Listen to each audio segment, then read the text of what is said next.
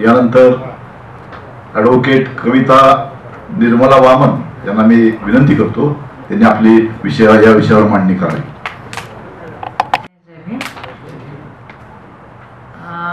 खरं तर बॅटिंग खूप जोरात झालेली आहे. मला किती मुद्दे उरले, बऱ्याचशा मतांशी सहमत सुद्धा आहे, परंतु तरी सुद्धा काही मतांच्या बाबतीमध्ये थोडा वेगळा थॉट माझ्याकडे आहे. आणि दुसरं असं की जे मुद्दे मला असं वाटतं की म्हणजे आव्हाने आणि उपाय असं पर्याय असा एक मुद्दा त्याच्यामध्ये मांडलेला आहे. आणि मला फार अशी नवीन आव्हानं आहेत असं वाटलेलं नाही. म्हणजे मी बरंच आता इतके वर्ष झालं काही वाचन करते. खरं तर माझं किती अज्ञान आहे सरांना माहिती आहे. फार वाचन करत नाही, पण जे काही ॲनालिसिस थोडंफार माझ्याकडनं होत आहे किंवा चालू आहे, तर त्या सगळ्या ॲनालिसिसवर किंवा सरांची पुस्तकं आहेत, आंबेडकर चळवळीमध्ये अनेकांची पुस्तकं अवेलेबल आहेत, त्या सगळ्यांचा आधार आजच्या या माझ्या मांडणीला असणार आहे. त्या आधारे काही मत मांडण्याचा मी प्रयत्न करते आहे माझ्या लेवलला. खरं तर एवढ्या दिग्गजांसमोर बोलणं आणि आपली काही मतं वेगळी पण काही मांडू शकतो याचं एक चांगलं मला असं वाटतं की त्या दृष्टीने मला हे एक चांगलं मंच अवेलेबल करून दिलं. त्यामुळे सेक्युलर मुवमेंटचा खरंच आभार की मला ही संधी देण्यात आली. सगळ्यात महत्त्वाचा मुद्दा जो मला इथे वाटला त्याच्यासाठी बाबासाहेबांचं कोटेशन की नेहमीप्रमाणे की एक कॉन्स्टिट्यूशन जे प्रकार आहे ती कितीही चांगली किंवा वाईट असा प्रकार नसतो. म्हणजे ती लोक कशी चालवतात, त्यामुळे जे सिस्टीम बद्दल आता सरांनी मुद्दा मांडला, मी डायरेक्ट त्या सिस्टीम बद्दल थोडंसं बोलेन की कुठला फॉर्म ऑफ गव्हर्नमेंट आणलेला आहे संविधानाच्या माध्यमातून, तर तो कसा राबवतो हे जास्त महत्त्वाचं ठरतं. म्हणजे त्याच्यातल्या लूपहोल्स जे आहेत ते तुम्ही कशा पद्धतीने राबवता. चांगली लोक राबवणारी असतील तर वाईट पद्धत सुद्धा तुम्हाला चांगल्या पद्धतीने फुलवता येऊ शकतं. तसंच बाबासाहेबांचा उल्लेखही त्यांनी केला की पार्लमेंटरी फॉर्म ऑफ गव्हर्नमेंट त्यावेळची अपरिहार्यता म्हणून घेतली असेल किंवा काय, परंतु जगातल्या सगळ्या फॉर्म ऑफ गव्हर्नमेंटमध्ये त्यातल्या त्यात बरी असणारी एक फॉर्म ऑफ गव्हर्नमेंट ती भारताला देण्याचा प्रयत्न केला. आणि जी मेथड सरांनी ह्याच्यामध्ये आत्ता उल्लेख केला ज्याचा की त्याच्या संदर्भाने मला असं वाटतं की कदाचित असंही त्याचे काही ड्रॉबॅक्स असू शकतात. म्हणजे उदाहरणार्थ की प्रमाणबद्धतेमध्ये काय नेमकं होऊ शकेल, मला माहित नाही ते तसंच होईल की नाही, कारण जात हे वास्तव आपण नाकारता कामा नये. कदाचित असंही होऊ शकेल की जातीचे पक्ष बनतील आणि मग ते जातीचे पक्ष त्यांच्या मतांच्या टक्केवारीवर आपली एखादी सीट बुक करतील. कदाचित असं होऊ शकतं, मला माहित नाही ते तसंच होईल म्हणून. पण ह्याच्यामुळे कदाचित पुन्हा एकदा जात रिटेन करण्याची शक्यता त्याच्यामध्ये नाकारता येत नाही. कारण आज तुम्ही जर बघत असाल तर सगळ्या जाती ज्या जागृत होत आहेत त्या राजकीय ज्यांचे ॲस्पिरेशन्स वाढत आहेत आणि त्याच्यामुळे त्यांचा स्वतःचा एक बार्गेनिंग पॉवर म्हणा किंवा एक जातीय पक्ष म्हणा यापर्यंत त्यांची एक मजल येते आणि ती दिसतीये डेव्हलप होताना. आणि म्हणून ही कदाचित अजून वाढण्याची शक्यता आहे. आणि मग त्याच्यामध्ये जसं मला दिसतं की बाबासाहेबांनी असं म्हटलं होतं की प्रत्येक जात जी आहे ती इथे मायनॉरिटी अल्पसंख्याक आहे, ती बहुसंख्याक होत नाहीये. आणि म्हणून मग अशा अल्पसंख्या असलेल्या पक्षाचं राजकारण कसं असेल हा मला एक प्रश्न पडतो. आणि मग मला असं वाटतं की जे बाबासाहेब किंवा आपल्या सगळेच लीडर्स आतापर्यंतच्या अगदी बुद्धापासून ते आतापर्यंत सगळे इथल्या वर्ण सिस्टीम आणि जात सिस्टीमला दोषी मानून की त्याच्यामुळे हे सगळं जे एकजिन्सीपणा जो आलेला नाहीये, भारतीयत्व नावाची गोष्ट जी अजून डेव्हलप झालेली नाही आहे किंवा त्या जातीय मानसिकतेमधनच या सगळ्या भारतीयत्वाची जी डेव्हलपमेंट व्हायला पाहिजे ती होताना दिसत नाहीये. कदाचित ते एक रिझन मला असं वाटतं की त्या मेन मुद्द्यांवर फोकस करणं गरजेचं वाटतं आणि तीच खरी आज आव्हानं आहेत असं मला वाटतं. म्हणजे उदाहरणार्थ जात हे आव्हान संपुष्टात आणलंय का आपण, तर त्याचं रिझन उत्तर जे आहे ते अजूनही हे फॅक्टर आलेलं नाही. उलट अंशी ज्यांना आपण आता शत्रू आपल्याला सगळ्यांना खूप क्लिअर आहे, इतक्या वर्षांपासून बुद्धापासून ते आतापर्यंत तो सगळ्यांना क्लिअर आहे. आणि त्याच्यामुळे मी असं म्हणेन की ह्या शत्रूला हे शत्रू जे आहे तो अजून अधिकाधिक प्रभावी आणि वाढत चाललेला आहे. म्हणजे त्याचा जो बेस आहे त्याच जातीला हत्यार बनवून त्याचा बेस तो वाढवण्याचा प्रयत्न करतोय. म्हणजे सुरुवातीच्या टप्प्यामध्ये कदाचित ब्राह्मण हा बेस असेल, नंतरच्या टप्प्यामध्ये माधव महाराष्ट्रामधला जो प्रयोग आहे त्यातनं ओबीसींना जवळ घेण्याचा प्रयत्न त्यांनी केला, आणि आत्ताच्या टप्प्यामध्ये एससी मधल्या ज्या इतर जाती आहेत ज्या अजून आंबेडकरी विचाराने किंवा जातीय मानसिकतेच्या ह्याच्यातनं बाहेर पडलेली नाही आणि म्हणून हिंदुत्ववादाच्या त्या कचाट्यामध्ये किंवा त्या ट्रॅपमध्ये अडकली जात आहेत, आणि म्हणून कदाचित ती इझिली त्यांच्याबरोबर शत्रूबरोबर मिळली जात आहेत किंवा त्यांचे प्लस होत आहेत, असं एक चित्र मला आत्ताच्या एकंदर वास्तव असं वाटतंय आत्ताच्या सगळ्या परिस्थितीमध्ये.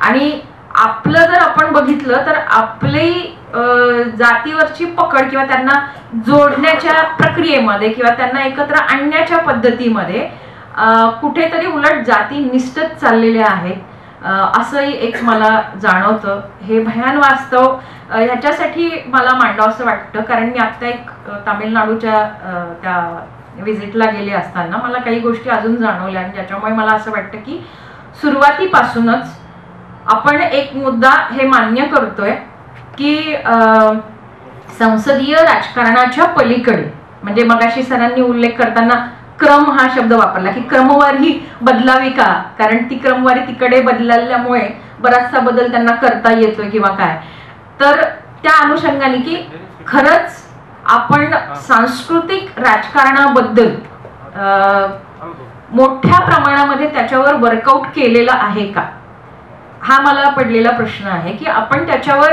जोपर्यंत आपण आतापर्यंतचं सगळं अनालिसिस जे आहे आंबेडकर चळवळीचं कुठल्याही संघटनांच्या ह्याच्यामध्ये तुम्ही जावा त्याच्यामध्ये हे दिसून येतं की सांस्कृतिक किंवा ज्याला आपण म्हणू कल्चरल सत्ता जी आहे ही सगळ्यात महत्वाची सत्ता आहे तुम्हाला सगळ्या सत्तेचं दार ओपन करण्यासाठी. आणि मग अशा वेळेला मला असं जाणवतं की ती कल्चरल सत्ता बुद्धाच्या माध्यमातून आपल्याला ती मिळते.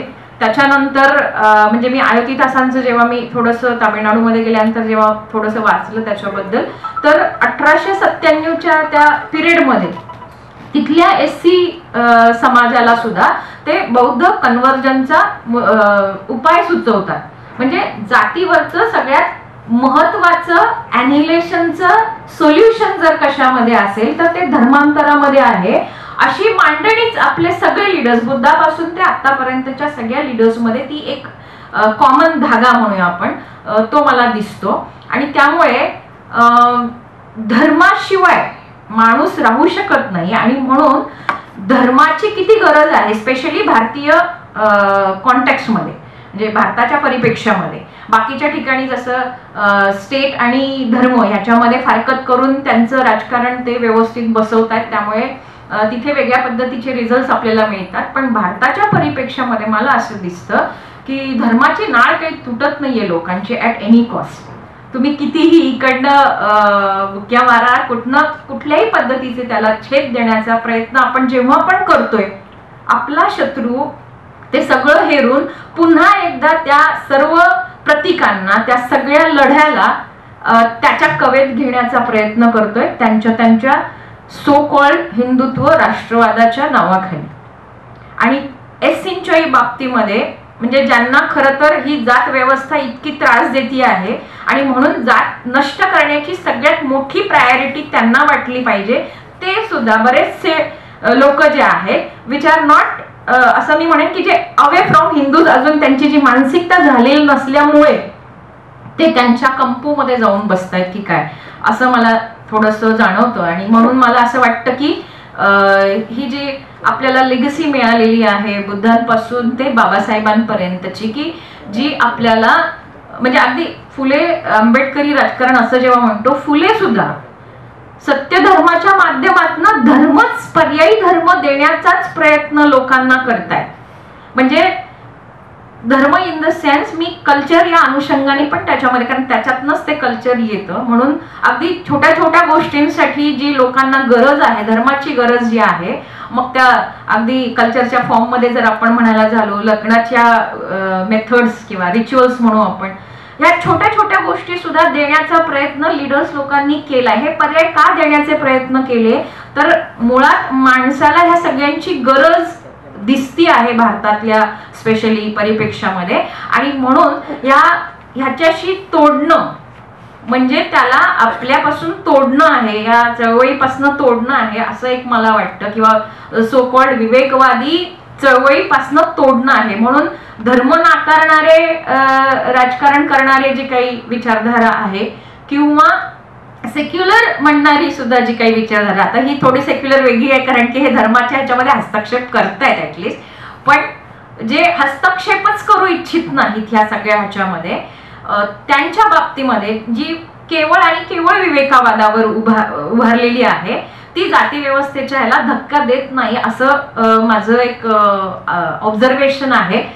स्पेशली मी जेव्हा पेरियारच्या संदर्भाने पण तामिळनाडूची मुवमेंट बघती आहे तर तिथे एससी मधली काही लोक जी आहेत, आता नव्याने जेव्हा मी त्यांच्याशी भेटले तेव्हा ते पुन्हा एकदा पेरियार ला नाकारण्याचं थोडंसं आपण म्हणूया, त्यांच्याबरोबर युती आहे का आहे, परंतु कल्चरल लेवलला पेरियार त्यांना वेगळं पर्यायी कल्चर, पर्यायी धर्म म्हणा देत नाही, म्हणून त्यापासून थोडंसं बाहेर किंवा तिथून सुटण्याचा प्रयत्न चालू आहे. फक्त एवढंच की थोडासा स्पेस मिळतो काहीतरी बोलायला, काहीतरी करायला, आणि म्हणून त्या स्पेसचा फायदा म्हणून ते युतीच्या त्या टप्प्यापर्यंत येताना आपल्याला दिसतात, असं एक माझं एक ऑब्झर्वेशन आहे. आणि म्हणून पॉलिटिक्स मध्ये जे बहुसंख्याक म्हणूनची जी गरज आहे ती बहुसंख्याक होण्यासाठी तुम्हाला अल्पसंख्याकाकडनं बहुसंख्याकाकडे जायचं असेल तर धर्मांतर is one of the essential need. म्हणजे धर्मांतर हे खूप मोठं पॉलिटिक्स आहे हे आपण समजून घेतलं पाहिजे, आणि कदाचित तेच समजून घेण्यामध्ये आपण कमी पडतो की काय असंही एक मला वाटतं. आणि म्हणून धर्म आणि राजकारण असं फारकत करून आपण बुद्धाला सुद्धा थोडंसं राजकारणापासून बाहेर ढकलतो की काय असं एक मला वाटतं, असं एक माझं एक प्रांजळ मत आहे. आणि त्याच्यामुळे तो एक भाग, काही लोक असंही म्हणू शकतात की हिंदू धर्मा व्यतिरिक्त सुद्धा इतर धर्म आहेत, म्हणजे बाबासाहेबांनी जसं म्हटलं की त्या धर्मांना सुद्धा जातीची कीड लागलेली आहे, पण त्याच्याबरोबर अजून काही गोष्टी मला ज्या वाटतात की कुठलाही धर्म स्वतःची धर्मचिकित्सा नावाची गोष्टच करत नाही, म्हणून पण तो या पॉलिटिकल प्रवाहामध्ये परिवर्तनवादी राजकारणाच्या प्रवाहामध्ये आपल्याला दिसत नाही. तो पण असुरक्षित स्वतःला हे करतो, कारण भारताच्या एकंदरच ह्याच्यामध्ये माणूस हा कम्युनल पद्धतीनेच वागतो आणि निर्णय घेतो, आणि म्हणूनही कदाचित त्याला ती असुरक्षितता जी भासती आहे, म्हणून तो सुरक्षित राहण्यासाठी सुरक्षित कवच म्हणून त्या कम्युनिटीमध्येच रिटेन करण्याचा प्रयत्न करतो स्वतःला, कितीही तो परिवर्तनवादी असला तरी, असं एक मला वाटतं. आणि म्हणून प्रत्येक धर्माने धर्मचिकित्सा करणं स्वतःची ही पण फुले आंबेडकरी राजकारण यशस्वी करण्याच्या दिशेने एक खूप महत्वाची पाऊल असेल. त्याला आपण धर्माला अडगळीच्या ठिकाणी ठेवणं किंवा त्याच्यावर भाष्य न करणं हे सुद्धा मला वाटतं हिंदुत्ववादी राजकारण करण्याला एक स्पेस देत राहतं, जी खूप मोठी मला चूक वाटते. सेक्युलरवादी म्हणून किंवा पुरोगामीवादी म्हणून जे काही राजकीय पक्ष स्वतःचं राजकारण करत असतात तर ते अशा पद्धतीने एक मांडणी करतात की ज्याच्यामध्ये धर्म हा एक अडगळीत किंवा त्याच्यावर फारसं भाष्य न करणं, ह्याच्यामुळे सांस्कृतिक मक्तेदारी म्हणून बीजेपी कायम त्यांचं रिटेन करतं आणि ते अशा पद्धतीने सर्वांवर मात करत चाललंय असं आपल्याला वाटतं. तर ते एक मला वाटतं. आणि दुसरा एक महत्वाचा मुद्दा की आपण बाबासाहेबांचं जे लिखाण आहे त्याचं इंटरप्रिटेशन, त्याला समजून घेण्यामध्ये माहित नाही आपले अजून खूप वर्ष कदाचित जातील, अजून येणार आहे असं म्हणतात की अजून त्यांचं काही लिखाण आहे, कदाचित ते इम्प्युअर येईल असं मला वाटतं, शंका वाटते की ते किती प्युअर असेल.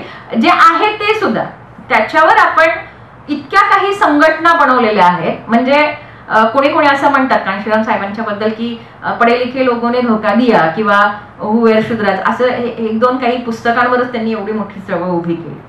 असं एका एका वाक्यावर अनेक संघटना जर उभ्या राहत असतील, परंतु या संघटना ज्या उभ्या राहतात ह्यांचं एकमेकांबद्दलचं समन्वयच नाहीये.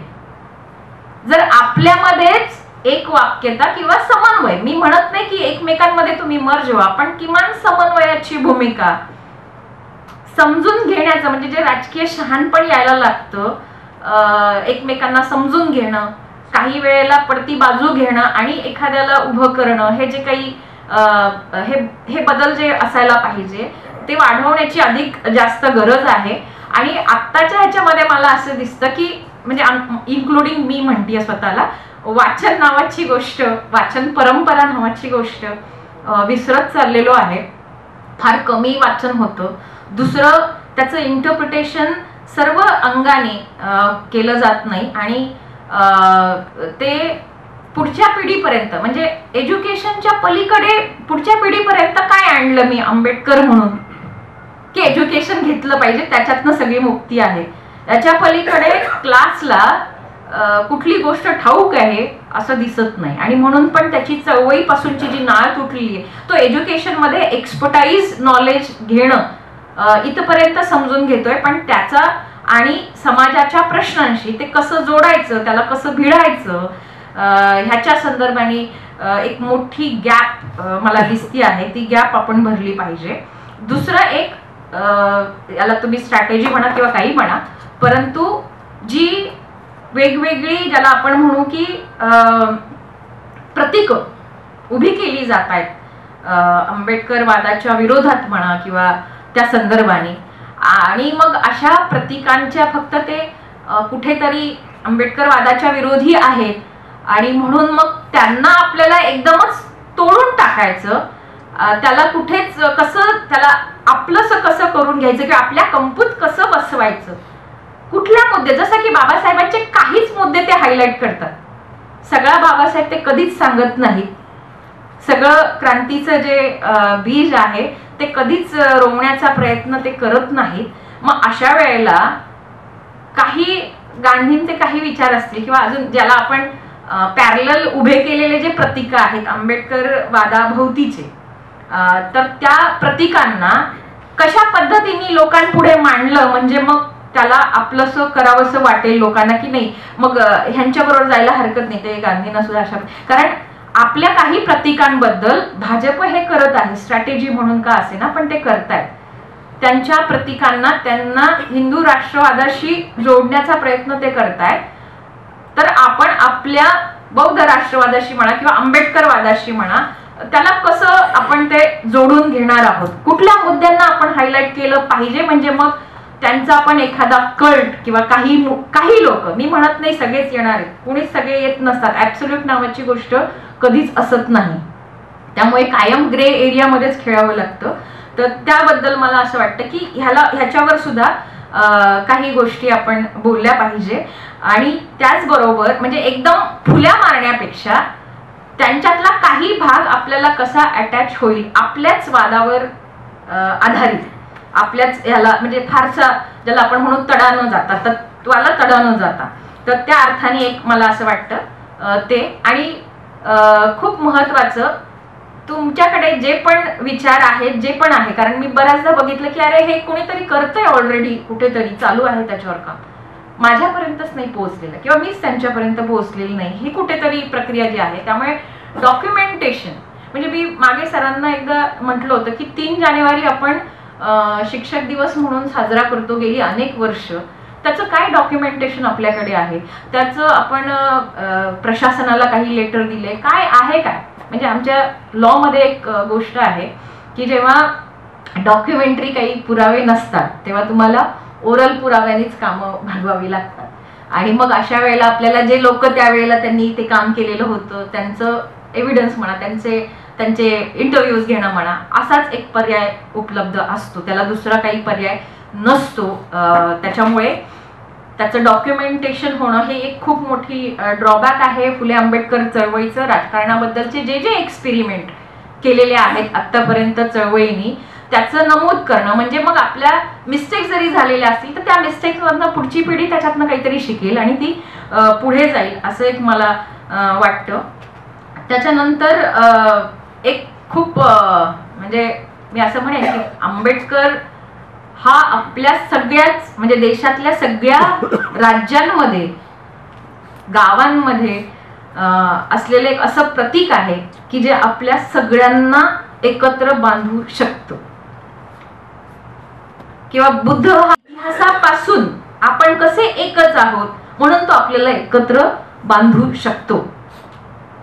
दुसऱ्या कुठल्याही पक्षांकडे किंवा दुसऱ्या कुठल्याही समूहांकडे म्हणजे स्पेशली मी ओबीसी जे जागृत होत आहेत पण त्यांच्याकडे असं एक प्रतीक की जे त्यांना ऑल ओव्हर इंडियामध्ये बांधून ठेवेल असं काही प्रतीक त्यांच्याकडे दिसत नाही. किंवा असंही म्हणेन की ओबीसीच्या मानाने कदाचित एससी मधल्या जाती सुद्धा कमी आहेत. म्हणजे जोडायचं जरी म्हणलं तरी कमी जातींवर जोडण्याची प्रक्रिया करावी लागेल. पण ओबीसी मध्ये हजारो जाती आहेत, त्यांना ते जोडायचं म्हणजे किती मोठं काम आहे खरं, त्यांचं खूपच वाईट अवस्था आहे. तर अशा सगळ्या ह्याच्यामध्ये ही जी जोडणारी प्रतीक आपल्याला मिळालेली आहे असं असताना सुद्धा थोडंसं मी असं म्हणेन की नॅशनल ऐवजी रिजनल पॉलिटिक्स जे आहे त्याच्यावर थोडासा भर जो आहे तो मला वाटतं म्हणजे आत्ता वाटतं की जास्त दिला पाहिजे. बीजेपी याच्या विरोधामध्ये सेंट्रलला जास्त हे करते, कॉन्सन्ट्रेट करते. आणि रिजनल ह्याच्यासाठी की जेव्हा आपण नॅशनल बनण्याची प्रक्रिया आपली चालू होते तेव्हा आपण नेमकं काय करतो की रिजनल पॉलिटिक्सलाच मारतो. इथल्या आंबेडकरी विचारांवर उभा राहणारा जो पक्ष असतो त्याच्याच विरोधात काहीतरी बोलत असतो आणि इथलं तेही राजकारण आपण व्यवस्थित होऊ देत नाही असे एक मला वाटतं. आणि म्हणून कदाचित त्या पद्धतीने जावं की नाही हा मुद्दा आहे. पण आपण एक राष्ट्रवाद हिंदू राष्ट्रवादाला भक्कम स्ट्रॉंग पद्धतीने पुरेल किंवा तिला पर्याय असेल असं आंबेडकरी बौद्ध राष्ट्रवाद किंवा ज्याला आपण म्हणू की एक असा आयडिओलॉजी आपल्याकडे आहे, तत्वज्ञान आहे, खूप मोठं तत्वज्ञान आहे जे ह्यांना सगळ्यांना त्यांच्यावर भारी पडतं आणि म्हणूनच त्यांना वेगवेगळ्या अशा क्लुप्त्या कराव्या लागतात. तर एवढं सगळं असताना मुद्दा कुठे येतो एक्झिक्युशन मध्ये, जिथे आपण फारच कमी पडतोय. म्हणजे आमची पिढी तर फारच, मागच्या पिढीने काहीतरी केलं असं वाटतं आणि आमच्या पिढीकडे आम्ही जर बघितलं तर आम्ही काहीच करत नाही आहोत ह्याची पदोपदी जाणीव होते आणि म्हणून पुन्हा एकदा आपण थोडं तरी करावं असं वाटतं आणि मग काहीतरी करण्याच्या प्रयत्नामध्ये आम्ही काहीतरी करत आहोत असं वाटतं. पण हे एक्झिक्युशन म्हणजे ऑलरेडी प्लॅन आहे, बाबासाहेबांचं तत्वज्ञान जोडलेलं आहे. काय करायचे तर मला फक्त ते एक्झिक्यूट करायचे. ते एक्झिक्यूट करण्यासाठी माझं म्हणणं आहे जे पण प्रयोग करावे लागतील ते सगळे प्रयोग करायचे. पण त्याबरोबर एक अंडरस्टँडिंग असलं पाहिजे की माझ्या बरोबर इतर प्रयोग करणाऱ्या ज्या काही संघटना आहेत त्यांच्या बरोबर माझं मैत्रीचं समन्वयाचंच नातं असलं पाहिजे. मी जर त्यांना ते काहीतरी आंबेडकर वादाच्या विरोधात बोलतात असं म्हणून मी जर त्यांच्यावर फुल्या मारत राहिले तर मी कदाचित एकटी पडेल. आणि जसं बाबासाहेब म्हणतात की कुठलंही तत्वज्ञान किंवा कुठलीही गोष्ट यशस्वी करण्यासाठी त्याचा प्रचारक, त्याचा प्रचार करणारा जो व्यक्ती आहे तो मरता कामा नये, नाहीतर मग बुद्धिझम सुद्धा ऱ्हास पावतो. त्याच्यामध्ये अनेक कारणं त्यांनी दिलेली आहेत, त्यापैकी एक भाग. आणि एक निवडणुकीच्या अनुषंगाने जो तुम्ही मुद्दा मांडला, मतदारसंघ प्रभाग ही जी काही मेथड आहे ती पण त्याच्यामध्ये पण ड्रॉबॅक आहेत. पण जसं मी म्हटलं की सेपरेट सेटलमेंट वेगळ्या पद्धती ही स्ट्रॅटेजी आहे. अर्थात बरीच लोक मला जेव्हा बोलताना असं जाणवलं की मतदारसंघामध्ये लोक राहतच नाहीत आपले सुद्धा, तो मतदारसंघ त्यांनी सोडलेला असतो. आणि त्यामुळे सुद्धा म्हणजे आता उदाहरण घ्यायचं झालं की ताडीवाला रोड मध्ये बऱ्यापैकी बौद्धांची, त्यावेळेला फक्त बौद्धांपुरतं मी बोलते आता सध्या, जातीय म्हणून जर थोड्या वेळेसाठी विचार जरी केला तरी, की तिथे जी मतदार संघ होता, तिथले जे मतदार होते ते बरेचसे आता सेपरेट दुसऱ्या ठिकाणी राहायला गेलेले आहेत. म्हणजे तुम्ही मतदारसंघ कमी झालाय असा म्हणा, संख्येने काही म्हणा, मग पुन्हा एकदा एकाच ठिकाणी कॉन्सन्ट्रेट करणं असा काही पर्याय, अशी काही स्ट्रॅटेजी असू शकते का? किंवा आपण आपलं रेसिडेन्शियल ऍड्रेस तोच ठेवून त्याच मतदारसंघामध्ये मतदान करायचं का? असे अनेक छोटे मोठे मुद्दे प्रॅक्टिकली काही काम करताना सुचत जातात. तर त्या अनुषंगाने हे आहे. म्हणजे मग ते स्कॅटर्ड मतांचा जो मुद्दा होता त्याला थोडासा हात घालता येईल असं एक मला वाटतं. दुसरं, कदाचित शेवटचा मुद्दा म्हणून कॉन्स्टिट्युशनलच्या अनुषंगाने, कारण लॉच्या पण अनुषंगाने काही मुद्दे की हिंदुत्ववाद्यांचं एक मॉडेल त्यांचं ठरलेलं आहे आणि ते त्या दिशेने प्रवास करतात. त्यामुळे प्रेसिडेन्शियल फॉर्म ऑफ गव्हर्नमेंट हे त्यांचं हत्यार आहे आणि म्हणूनच मोदी हे प्रधानमंत्र्यांचे हे असतात, उमेदवार असतात. जसं की तिथे प्रेसिडेंट म्हणून एक कुठला तरी चेहरा दाखवला जातो, त्या पद्धतीची एक पद्धत इथे आलेली आहे, जे की पार्लमेंटरी फॉर्म ऑफ गव्हर्नमेंटचा अजिबात भाग नाही आहे. निवडून आलेल्या लोकांनी मिळून एक प्रधानमंत्री द्यायचा असतो त्या अनुषंगाने, किंवा सेंटर आणि स्टेटचे जे रिलेशन आहे ते मोडकळीस करण्याचं काम आणि मोर सेंटर पॉवरफुल, कारण त्यांची मेथडच सेंटरमध्ये पॉवर मिळवणं ही आहे. त्याच्यामुळे सेंटरमध्ये ते पॉवरफुल राहतील आणि स्टेट कसे वीक राहतील ह्याच्यासाठी जीएसटी सारखे जे नियम आहेत किंवा लॉज आहेत ते आणण्याचा प्रयत्न आपल्याला दिसतो. अनेक वेगवेगळ्या पद्धतीने गव्हर्नरच्या माध्यमातून, म्हणजे कॉन्स्टिट्युशनल इन्स्टिट्यूशन्स ज्या आहेत त्यांच्यावर पूर्णपणे ताबा मिळवणं. मग त्याच्यामध्ये ज्युडिशियरी असेल, त्याच्यामध्ये इलेक्शन कमिशन्स असतील, त्याच्यामध्ये कुठलेही, म्हणजे तुम्ही कुठलाही कॉन्स्टिट्युशनल इन्स्टिट्यूशन घ्या, असं कुठलंही घटक, असा कुठलाही भाग, संघटना नाही की जिथे त्यांनी त्यांची लोक पेरलेली नाही. आपल्याला एखादा जरी माणूस दुसरीकडे गेला तर तो त्यांचा झाला असं समजून आपण बोलत असतो, तो पण पेरावा लागेल कदाचित, असं एक मला वाटतं. माहीत नाही म्हणजे ते किती पॉसिबल आहे नाही आहे. सो ते एक. आणि सगळ्यात महत्त्वाची गरज आज चळवळीची जी आहे, ह्युमन रिसोर्सचीच गरज आहे, कारण बाकीचे सगळे रिसोर्सेस हे त्याच्यावर उभी केले जातात आणि नुसता ह्युमन रिसोर्स नाही, it's a quality human resource आपल्याला जे पाहिजे आहे.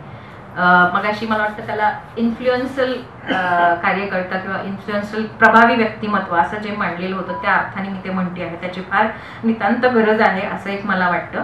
आणि तिसरं, जर तुम्हाला राजकीय पक्ष आपल्याला आत्ता लगेचच्याच ह्याच्यामध्ये पर्यायी म्हणून उभा करता येत नसेल, आहे त्या पक्षाची शक्ती शाबूत ठेवणं हे सुद्धा हातामध्ये आहे. ज्या ज्या गोष्टी प्रॅक्टिकल आहेत त्याच्या बाजूने उभं राहणं हे मला असं वाटतं असलं पाहिजे.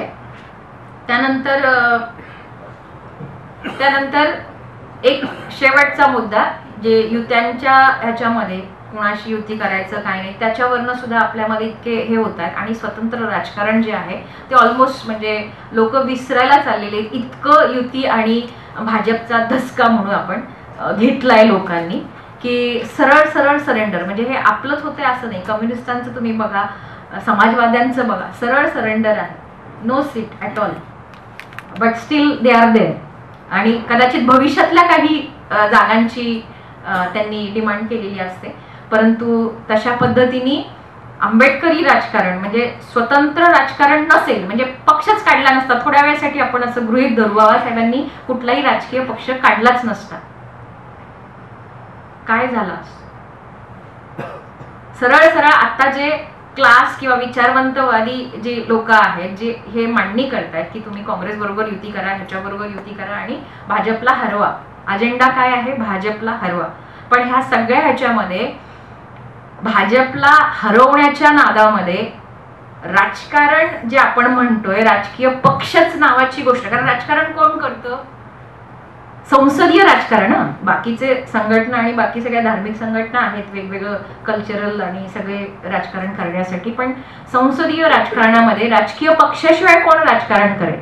मगाशी मुद्दा खूप महत्वाचा मांडला मधुकर सरांनी की राजकीय पक्षासाठीचा कायदा म्हणजे अँटी डिफेक्शन लॉ सोडलं तर असं काही अस्तित्वात नाही आहे. त्याच्यावर भाष्य केलं पाहिजे, त्याच्यावर काही आणलं पाहिजे. तर ह्या सगळ्या मुद्द्यांना गृहीत धरून असं मी म्हणेन की आपल्याला आव्हानं म्हणून जी आहेत ती जुनीच आहेत. म्हणजे मी असं म्हणेन, जात हे आव्हान संपुष्टात आलेलं नाही, धर्म हे आव्हान संपुष्टात आलेलं नाही, कॉन्स्टिट्यूशनचं आव्हान सुद्धा जे बिघाडू इच्छितात ते आव्हान अजूनही संपुष्टात आलेलं नाही. ह्या सगळ्या आव्हानांमध्ये आपल्याला पर्यायी आव्हान देत राहणं आणि त्याच्यासाठी एक मॅच्युअर्डनेस जो डेव्हलप करावा लागेल तो मॅच्युअर्डनेस आपल्याकडे यायला अजूनही मला वाटतं थोडासा अवकाश आहे की काय, कारण तो डेव्हलप होणं फार गरजेचं आहे. एखाद्याला समजून न घेता, म्हणजे बुद्ध आपल्याला मैत्रीची भाषा शिकवतो, पण आपण त्याचं प्रॅक्टिकलमध्ये कुठल्याही संघटनांच्या बाबतीमध्ये किंवा कुठल्याही ह्याच्या बाबतीमध्ये ते करत नाही आहोत. आणि ते खूप मोठं पॉलिटिक्स आहे बुद्धाचं सुद्धा. मैत्रीचं पॉलिटिक्स हे तुम्हाला बहुसंख्यांकडे घेऊन जाणारं पॉलिटिक्स आहे. त्याच्यावर सुद्धा मला वाटतं विचार करावा सगळ्यांनी. आणि या संधीचा म्हणजे थोडासा फायदा म्हणा की मला काहीतरी एक विचार मांडता आला, आणि त्यामुळे मी सेक्युलर मुवमेंट या संघटनेचं आभार मानते की त्यांनी मला ही संधी दिली. जय भीम, जय बौद्ध राष्ट्र.